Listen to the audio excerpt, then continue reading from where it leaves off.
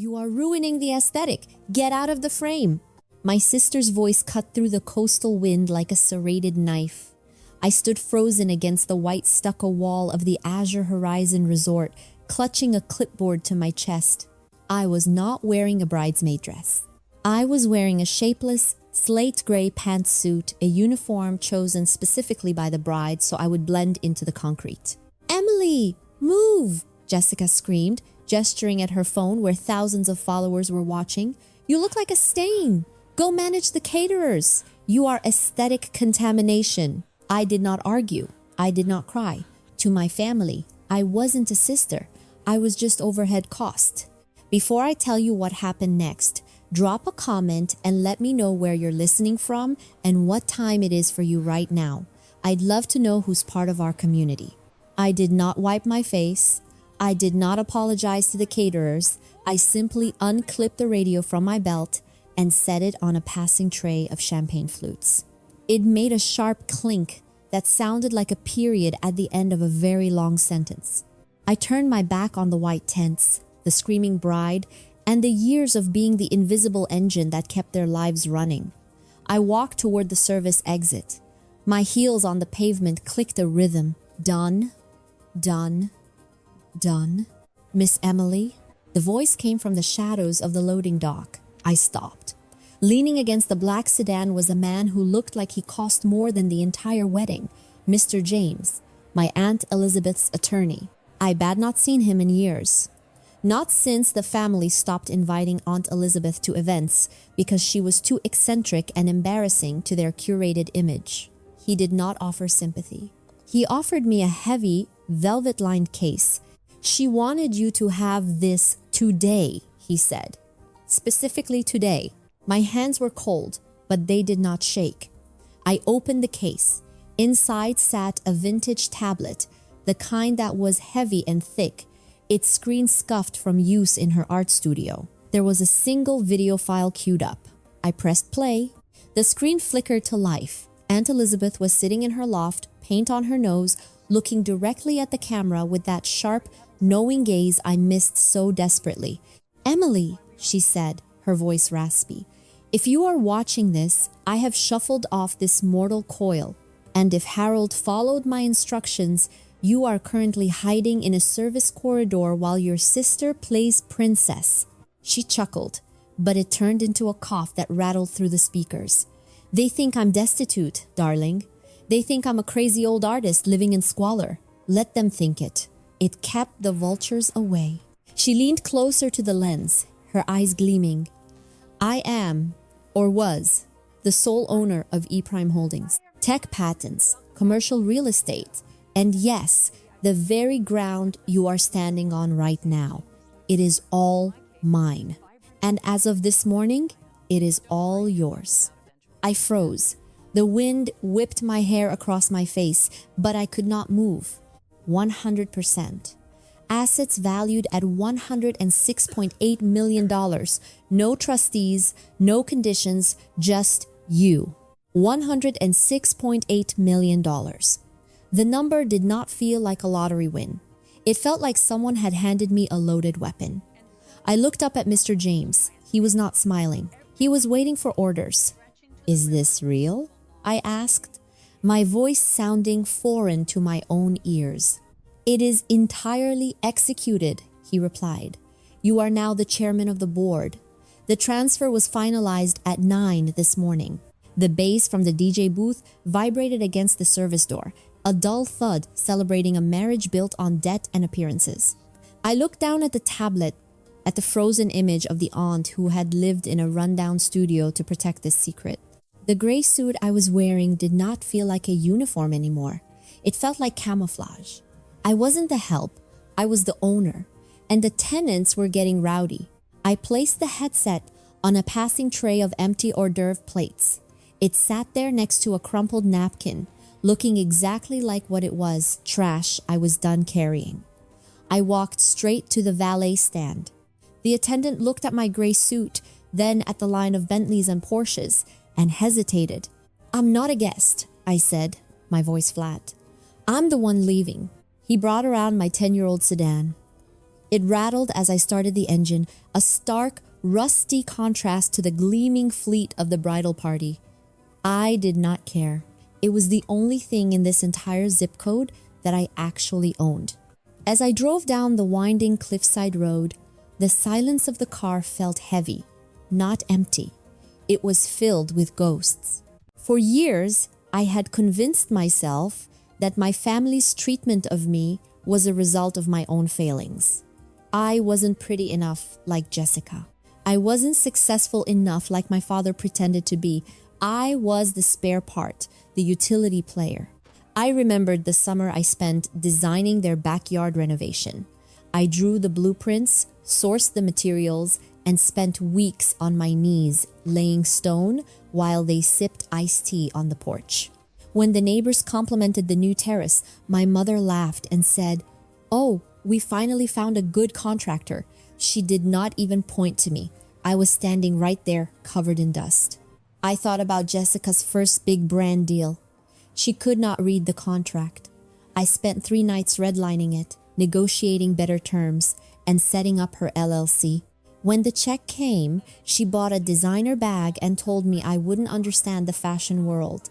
I paid my own tuition with student loans, while they leased luxury cars they could not afford. Why? The question had haunted me for a decade. Why was I the servant in my own bloodline? As the coastline blurred past my window, the answer finally clicked into place.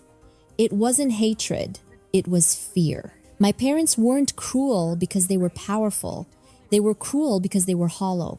They were drowning in a lifestyle they could not sustain, terrified of the financial abyss snapping at their heels. To keep the delusion of their own wealth alive, they needed a contrast.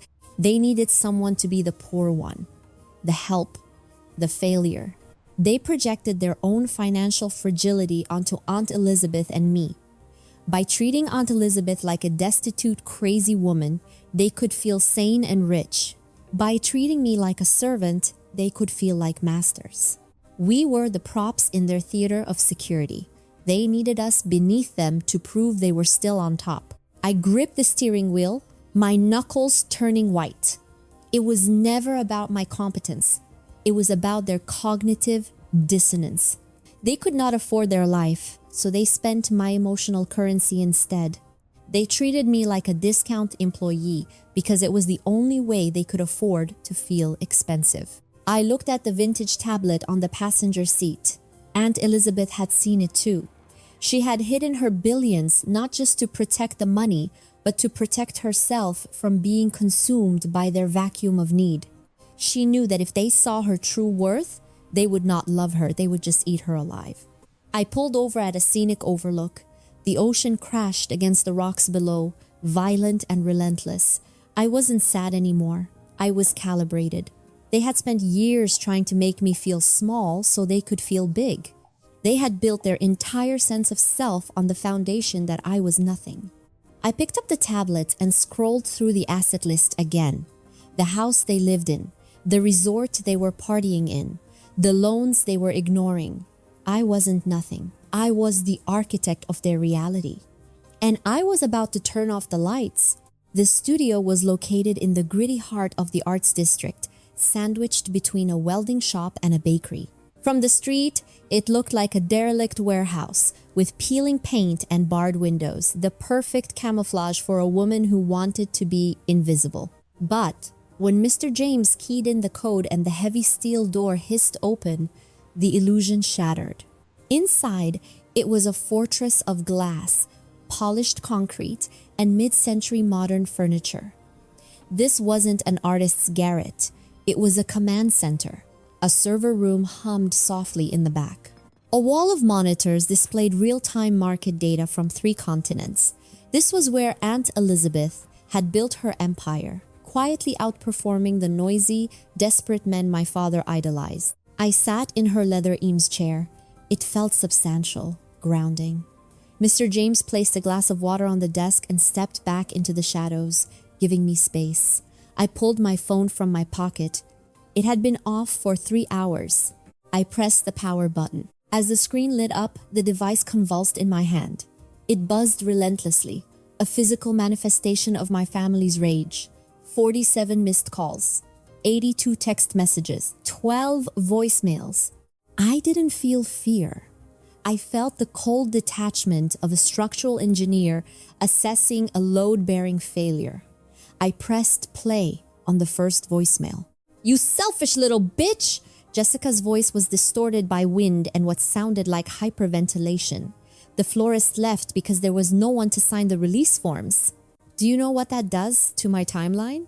You walked out because you couldn't handle not being the center of attention for one single day. You are ruining my aesthetic.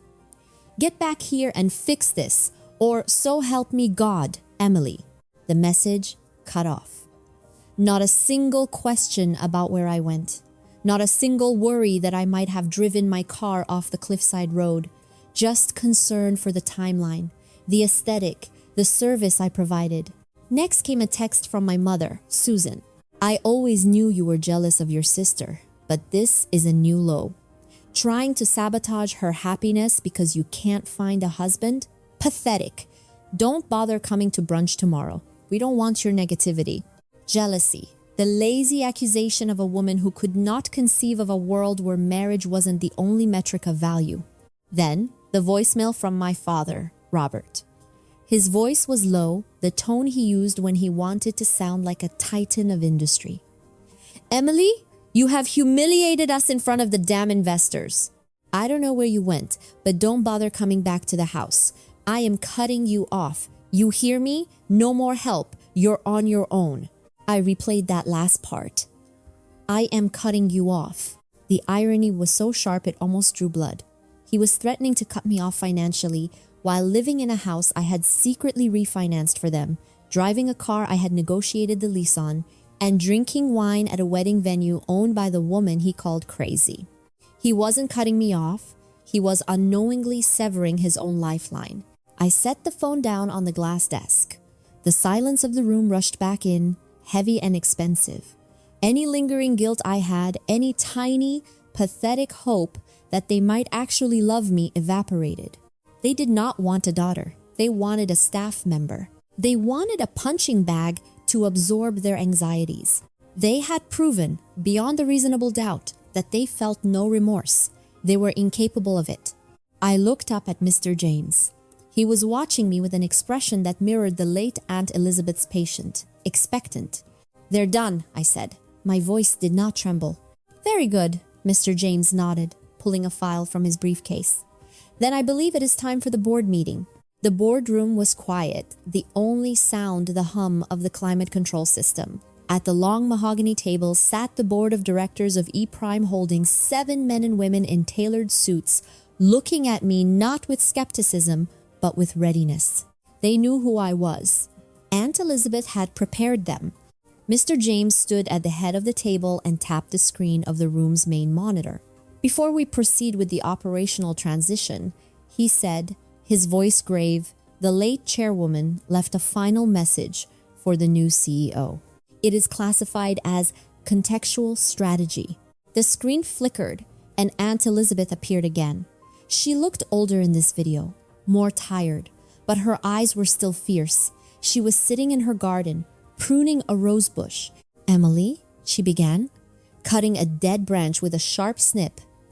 "By now, you have seen the empire, and you are likely angry.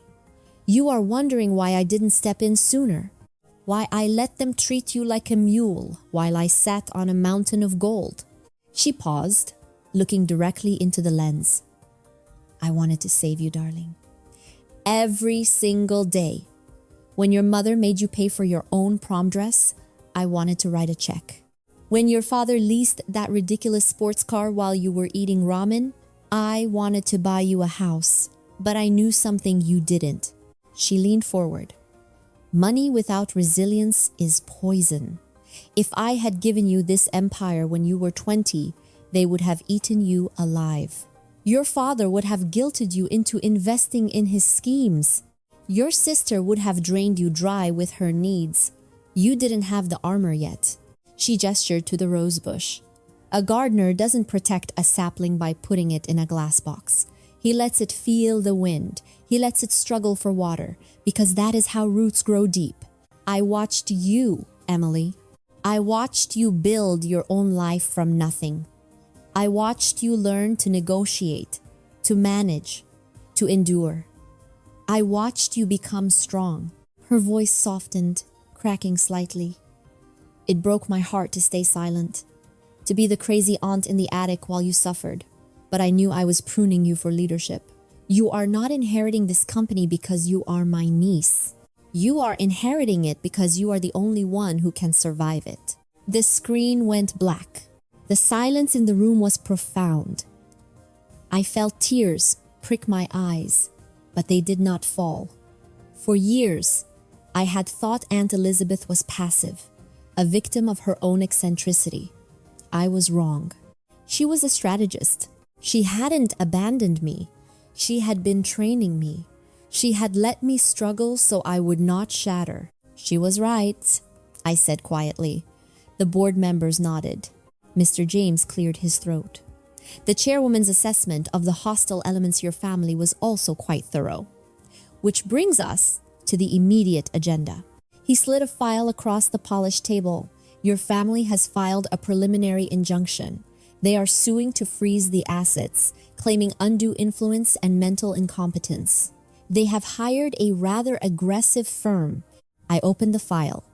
It was a cease and desist letter, filled with accusations that I had manipulated a senile old woman. It was signed by my parents and Jessica. They were coming for everything. They want to fight, I said, closing the folder. They do, Mr. James agreed. However, they are operating under a significant informational deficit. He pressed a button on the remote. A new document appeared on the main screen. It was a deed. 5 years ago, Mr. James explained, your parents defaulted on their mortgage. They were days away from foreclosure. A shell company called Blue Heron Trust purchased the note from the bank and restructured the loan to keep them in their home. They believed they were saved by a benevolent, anonymous investor. He looked at me. Blue Heron Trust is a wholly owned subsidiary of E-Prime Holdings. You are Blue Heron Trust. I stared at the screen. The house they lived in, the roof they slept under, I owned it. Mr. James clicked again. Another deed appeared. The Azure Horizon Resort, he continued, acquired by E-Prime 3 years ago as part of our hospitality portfolio. We lease it to the management company. I stood up, the realization hitting me like a physical wave. My family wasn't just suing an heiress. They were suing their landlord. They were suing the bank that held their debt. They were suing the owner of the venue where they were currently trying to salvage a wedding. They had been living on my property, insulated by my aunt's money, while treating me like a servant. And now they were trying to bite the hand that had secretly been feeding them. Mr. James, I said, my voice steady and cold. Schedule a meeting with the plaintiffs. Do not tell them I will be there. Tell them the chairman of the board wishes to discuss a settlement. And the venue fees for the wedding? He asked. The management company waived them as a family courtesy per your aunt's standing instruction. Revoke it, I said, retroactively. They violated the conduct clause. Abuse of staff is grounds for termination of benefits. Mr. James allowed himself a small, shark-like smile. Consider it done. The conference room door opened and my family walked in. They did not look scared, they looked annoyed, like they were inconvenienced by a meeting with a manager. My father, Robert, adjusted his tie, wearing the arrogance of a man who still believed he was the protagonist of the universe. My mother, Susan, refused to look around the room, clutching her purse as if the air in the arts district might stain her clothes. Jessica was last, wearing oversized sunglasses indoors, radiating the energy of a celebrity who had been wronged by the paparazzi. Their lawyer, a man who smelled of hairspray and billable hours, slammed a briefcase onto the table. We are not here to negotiate, he announced to Mr. James. We are here to demand the immediate freezing of all assets pending a competency hearing. We also demand a settlement for the emotional distress caused to my client, the bride, on her wedding day. I watched them from the adjacent glass observation room. They had not seen me yet. They thought they were fighting a faceless corporation. I swiped my badge and walked into the room. The silence was instant and total. My mother gasped. Jessica lowered her sunglasses. My father stood up, his face reddening. "Emily, what the hell are you doing here? Did you break in?" "Sit down," I said. I did not raise my voice. I did not need to. The acoustics of the room carried authority. "This is a closed meeting for the board of E-Prime," their lawyer sneered. "You are the defendant's niece. You have no standing." "Actually," Mr. James said, sliding a document across the table, "she is the chairman." My father looked at the document, then at me, then back at the document. The color drained from his face in a slow, satisfying gradient. You manipulated her," he stammered. "You tricked a sick old woman." "I was the only one who didn't trick her," I corrected. "I was the only one who didn't ask for a dime." I walked to the head of the table. "Let's discuss your assets, or rather, my assets." I projected a spreadsheet onto the wall. Item 1, the Azure Horizon Resort. The venue fee of $250,000 was waived as a courtesy by the previous owner. However, Clause 4B states that any abuse of venue staff voids all discounts. I looked at Jessica. "You screamed at me for 2 hours. You threw a clipboard at a caterer. You violated the conduct policy. The waiver is rescinded. You owe the full amount payable in 30 days. Jessica made a sound like a dying engine. "You can't. I don't have that money." Item 2. I continued, ignoring her. The residential property at 4 Privet Drive. I clicked the remote. A copy of their mortgage appeared. "You are 6 months behind on payments. Blue Heron Trust has been lenient because Aunt Elizabeth had a soft spot for charity cases. I do not." My mother started to cry. It was a performance I had seen 1,000 times, designed to elicit guilt. I felt nothing. "We're your parents," she sobbed. "You can't evict us." "You evicted me," I said coldly. "You told me not to come back. You told me I was on my own. I am simply agreeing with you." I placed 2 envelopes on the mahogany table. One is an invoice for the wedding, the other is a notice of foreclosure. "You have 90 days to vacate the premises." Jessica stood up, her hand slamming on the table. "We are family. You are my sister. You are supposed to help me." I didn't blink. The structural integrity of her argument was non-existent. For 28 years, I wasn't your sister. I was your staff. I was your fixer. I was the help. You treated me like an employee you could abuse because you thought I had nowhere else to go. I leaned in close. "Well, I'm not the help anymore, Jessica. I'm the boss, and you're fired." I turned to security. "Escort them out?" They did not scream as they left. They were too stunned. The reality of their new world, a world where I held the keys, had finally broken them. 6 months later, the noise was gone. My parents had moved into a 2-bedroom rental 3 towns over. Jessica's husband had filed for divorce the moment the debt became public. Turns out, his love was as conditional as my parents'. They posted on social media about my cruelty, but the engagement was low. The world had moved on. I stood in the center of a massive construction site in the middle of the city. The concrete had been torn up, exposing the rich, dark earth beneath. This wasn't another office tower. It was the Elizabeth Green Initiative, 12 acres of urban parkland, community gardens, and sustainable housing. I watched a crane lower a massive oak tree into place. I realized then that my victory wasn't in the boardroom. It wasn't in the look on my father's face when he realized he was homeless. That was just housekeeping. True justice isn't burning their house down. It is building a new one that they cannot enter. I had chosen not to spend my life guarding a fortress of resentment. I was planting a forest. I was defining my legacy not by who I destroyed, but by what I created. My revenge was a life so full, so green, and so vibrant that their absence wasn't a punishment, it was just peace. I took my phone out of my pocket. I scrolled to the contact group labeled family.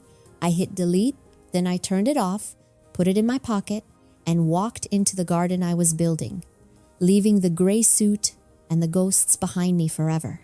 If you've ever had to build your own peace while everyone around you tried to tear it down, share this story. Let's remind the world that the strongest roots grow in silence.